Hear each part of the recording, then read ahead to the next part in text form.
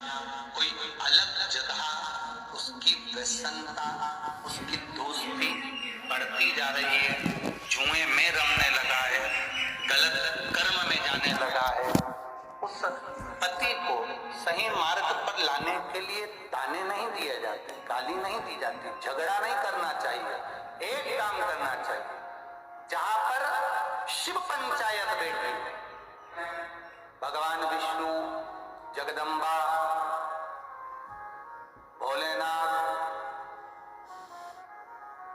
ये शिव पंचायत के अंतर्गत, गणेश जी ये पंचायत के अंतर्गत ये आते हैं, शिव पंचायत।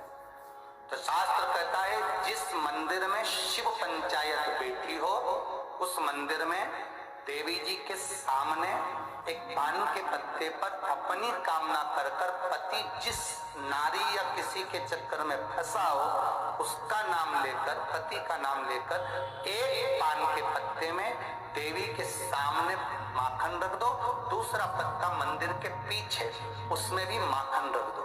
महाराज कुछ बोलना नहीं है, चालना नहीं है, पति को यहाँ जरूर काम ना करना। शिव पंचायत और पंचायत में जाकर, जगत की पंचायत में पंचायती नहीं करना, शिव पंचायत में पहुंचकर अपनी बात पंचों के सामने रख देना। बस 3 महीना इंतजार करना। ऐसी फूट पड़ती है, ऐसी फूट पड़ती है कि वो एक दूसरे का मुंडा ही नहीं देख पाता, और वो सामने आए नहीं, वो चप्पल लेके दौड़े, और वो कुछ बोले तो वो गाड़ी लेके धुने। बस अपने चाहिए ही क्या? अरे बोला तो सही, आज तक वो तो झगड़ा करे नहीं, प्रेम बढ़े। अब कई माताएं कहती है गुरुजी हमने तो देवी जी के मंदिर, अरे देवी जी के मंदिर, शिव पंचायत में अपनी बात पंचों के सामने पहुंचना चाहिए। पंचों के सामने पहुंचेगी तब तो काम होगा। जब कामना रहती है, विशेष कामना, आज आपका मन कर गया 108 चावल के दाने मेरे को शिव जी को चढ़ाना, 108 चावल के दाने मुझे आज शंकर भगवान को चढ़ाना। विशेष आज आपके मन में कोई मनोरथ बड़ा है, कोई कामना बड़ी है, और बाबा से आपने विनती करी कि मेरा ये कार्य अटक रहा है, आप पूरा करोगे, मुझे विश्वास है। 108 चावल के दाने चढ़ाना।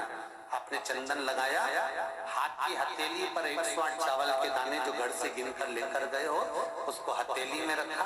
एक एक चावल का दाना नहीं चढ़ाया, हथेली में रखकर जो विशेष कामना, जैसे किसी कर्मकांडी ब्राह्मण से पूछा जाए, पूजन होने के बाद में विशेष अर्घ दिया जाता है, विशेष अर्घ।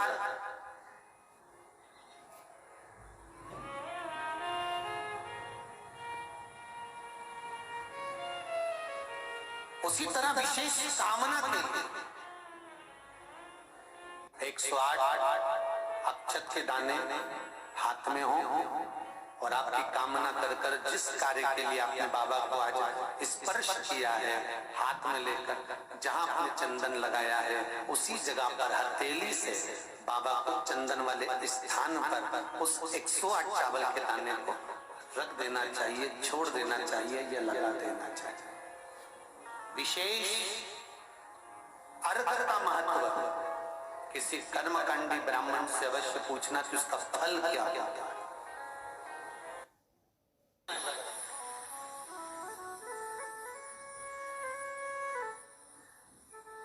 हनुमान जी के एक भाई का नाम है गतिमान। क्या नाम है?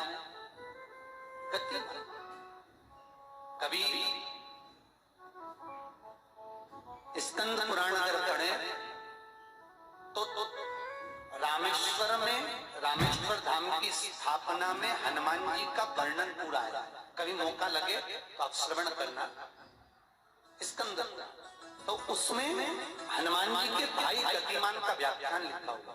अगर कोई व्यापार, व्यवसाय या कोई गाड़ी या कोई फैक्ट्री, जो लोहे का काम करने वाले हैं, जिनकी फैक्ट्रियां चल रही हो, वाहन का कोई गाड़ी लाके एक्सीडेंट हो जाता है, कोई पकड़ लेता है, कोई चक्कर आ जाता है, कुछ ना कुछ प्रॉब्लम, अगर लोहे से जुड़ी हुई फैक्ट्री हो, व्यापार हो, व्यवसाय हो, गाड़ी हो, घोड़ा हो, उसमें तकलीफ आ रही हो, तो किसी भी 14 के दिन, किसी भी 14 चाहे पूर्णिमा की हो चाहे अमावस्या की।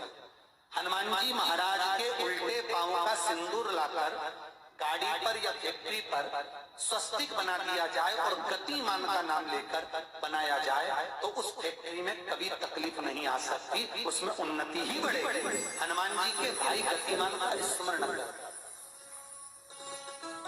गतिमान, यहां तक गतिमान का स्मरण किया गया है। अगर किसी पति पत्नी में झगड़ा चल रहा हो, प्रेम नहीं बढ़ रहा हो, बहुत क्लेश हुई और अदालत में बात पहुंच गई, तलाक होने वाला है, तो भी गतिमान का नाम लेकर हनुमान जी के मंदिर में एक ध्वजा लगा दी जाती है और उस पर ध्वजा पर स्वस्तिक बना दिया जाता है गतिमान का नाम लेकर। तो पति पत्नी का प्रेम वापस बढ़ जाता है और तलाक नहीं होता है। जिसका तलाक नहीं चाहिए, अगर मन से सोच के बैठे तलाक चाहिए तो मत, पर नहीं चाहिए, प्रेम बढ़ाना है, उसके लिए आज भी नियम है।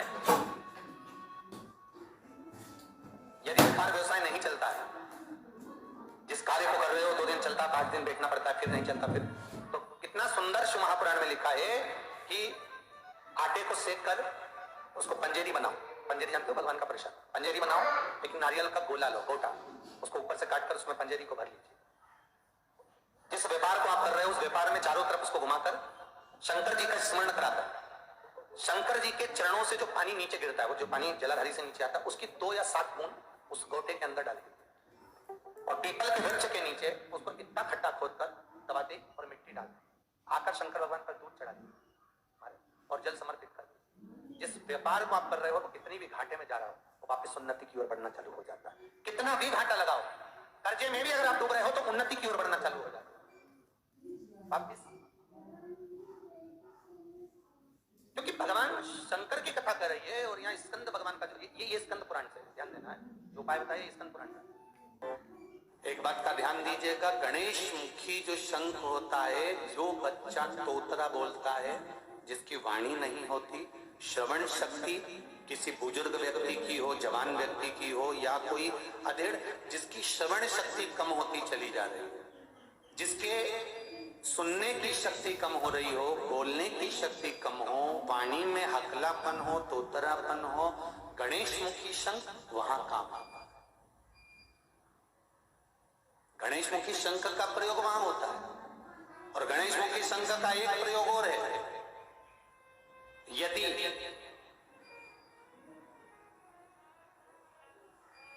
लीवर पर सूजन आ रही हो, डॉक्टर बोल रहा है कि ये आपके आसपास लीवर के आसपास में सूजन है और इसका दवाई होगी, इलाज कराना पड़ेगा, कराओ। डॉक्टर से इलाज भी जरूरी है, ऐसा नहीं है कि इलाज नहीं कराना, कराओ, पर उसके साथ में गणेश मुखी जो शंख है उसके जल का आचमन भी जरूरी है, उसमें फायदा मिलना पड़ेगा, पर होना चाहिए गणेश मुखी शंख।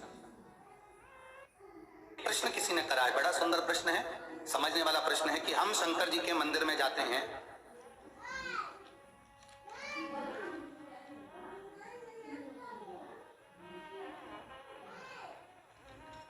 हम शिव जी के मंदिर में जाते हैं तो वहां शंकर जी का श्रृंगार हो गया होता है, अर्थात जो पूजन कर कर गया वो शिव जी का श्रृंगार करके गया, कोई भी गया, फिर वापिस हम जल चढ़ाएं, फिर वापिस श्रृंगार करें तो क्या स्वीकार होगा? एक सहज वाली बात है, बहुत सुंदर प्रश्न है। इसका उत्तर भी बड़ा सरल है कि आपके पहले कोई पूजन करने आया, पशुपति व्रत का या सोमवार का या मंगलवार का या बुधवार का, जो भी पूजन करने आया, उसने पूजन करा, श्रृंगार करा, इसके बाद में आप पहुंच गए, आपने भी लोटा भर के पानी चढ़ा दिया, तो क्या भगवान स्वीकार करेगा? क्यों नहीं, क्यों नहीं करेगा?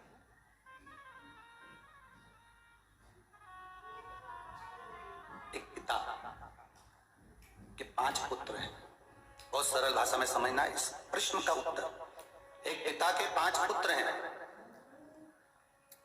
पिता के लिए 5 पुत्र बराबर है, बोलो सही है कि गलत है?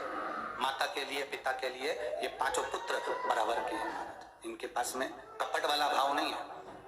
बड़ा बेटा आया, उसने कहा पिताजी 50 रुपए देना मुझे, पिताजी ने उसको 50 रुपए दिए। मंझला बेटा आया, पिताजी मुझे 100 रुपए देना, ले बेटा ये। कोई आया, मुझे 200 रुपए देना, हाउ बेटा ये। कोई आया, मेरे को 500 रुपए देना, हाउ बेटा ये। पिता के लिए सब बराबर।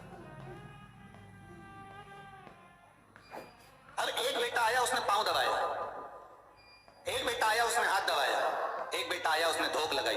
एक बेटा आया, पीठ की मालिश कर कर चले गया। एक बेटा आया, थोड़ा सा पिताजी को पानी पिलाकर चले।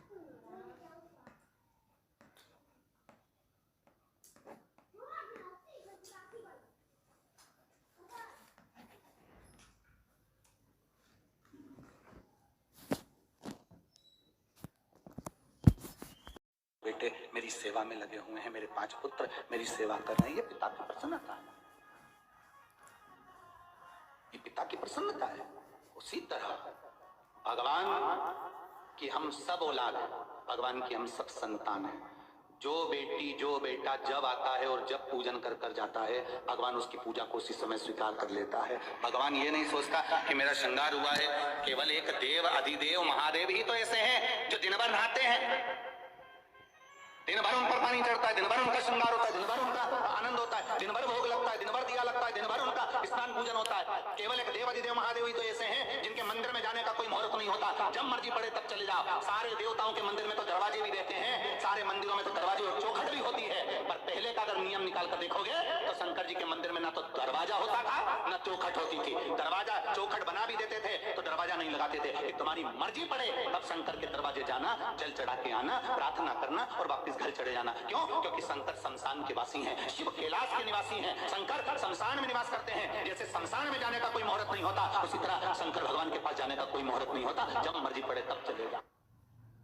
भगवान जो करता है सब अच्छा करता है, भगवान कभी बुरा करता ही नहीं। बुरा तो हम सोचते हैं किसी के लिए, बुरा हम कर देते हैं किसी के लिए, पर भगवान कभी बुरा नहीं करता। भगवान कभी बुरा नहीं करे, भगवान तो हमेशा अच्छा करने वाला है। सर्वे भवन्तु सुखिनः। आप स्वस्थ रहें, मस्त रहें।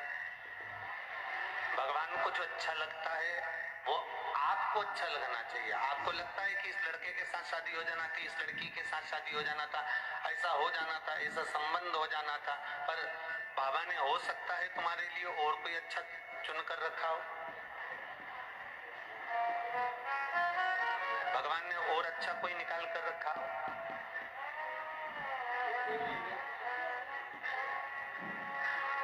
हम तो कहते हैं भगवान के मंदिर में भी जाऊं ना तो भगवान से केवल इतना कहना कि आपको जो अच्छा लगे ना मेरे लिए, बस वही करना।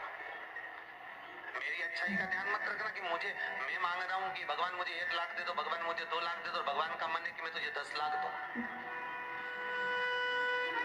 और आप थोड़ा सा मांग रहे हो और भगवान देना बहुत कुछ चाहता है।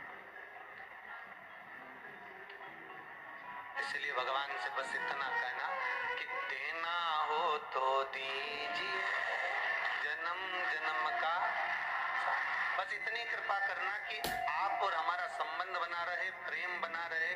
मैं जब भी आपके दरवाजे पर आऊं, आपकी चौखट पर आऊं, आपके द्वार पर आऊं, बाबा बस आपका दर्शन हो जाए, आपका दीदार हो जाए और आपके नयन दृष्टि मुझ पापी पर, मुझ जीव पर पड़ जाए और मेरा कल्याण हो जाए।